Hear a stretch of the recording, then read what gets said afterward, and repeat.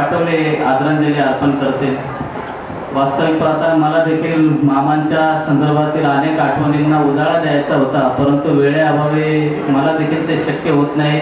दोन महत्त्वाचे वक्ते शेवटचे या ठिकाणी बोलणार आहेत, आदरणीय सुरेशभाई केदारे आणि त्याचप्रमाणे दादा भाऊ। आपण तत्पूर्वी विलास जाधव बोलते।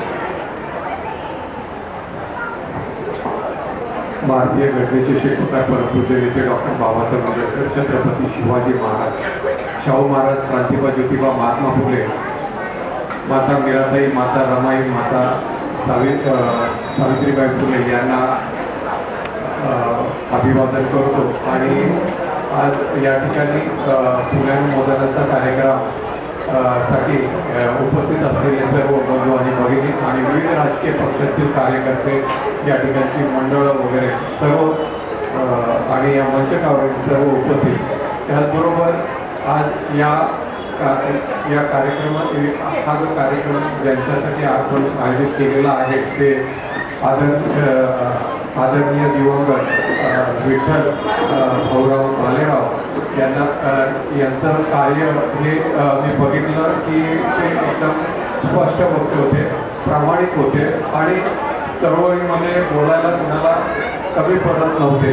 आणि ते बाबासाहेब आंबेडकरांची चळवळ हे मांडत होते, कारण त्यांनी बाबासाहेब आंबेडकरांची चळवळ, कारण वयाचं त्यांचं 86 वर्ष आहे, त्यांनी चळवळ पाहिली होती आणि बाबासाहेबांच्या चळवळीमध्ये ते असावेत असा मला अंदाज आहे।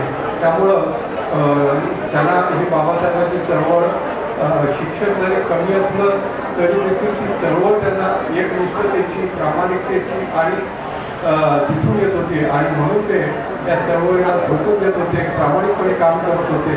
बाबासाहेब मांडत होते, बुद्ध मांडत होते, शाहू मांडत होते आणि या व्यवस्थेला सांगत होते की कोणाच्याही पाठी उभा राहू नका, फक्त बाबासाहेबांच्या पाठी उभा राहा, त्यांच्या कुटुंबियाच्या पाठी उभा राहा, हे ते सांगत होते।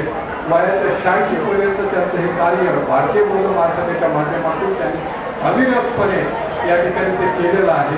मी त्यांना माझ्या वंचित बहुजन आघाडीच्या वतीने भावपूर्ण श्रद्धांजली अर्पण करतो। इथे सांगतो जय हिंद।